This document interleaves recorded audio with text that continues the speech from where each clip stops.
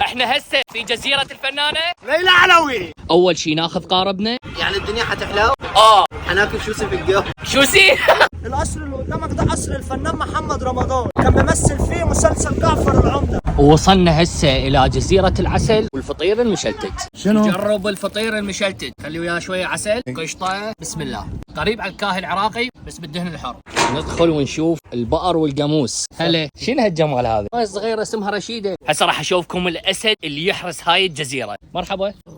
اوه صدق اسد. السلام عليكم. واحنا متوجهين لمزرعة الفنانة ليلى علوي، شفنا فلل كل الفنانين. هي فيلا الزعيم عادل امام. نركب الحنطور. كل هاي المساحة اللي تشوفوها هي للفنانة ليلى علوي. ده مشوي سمكنا النيلي من الاخر. اسمه هذا السمك؟ بولج بلوتي. اسمه بولج. السمك المزقوف والتقلاب. الرز او التمه نحن نسميه حبه وحبه. شنو يعني؟ يعني مو معجن. طيب سمك النيل يفوز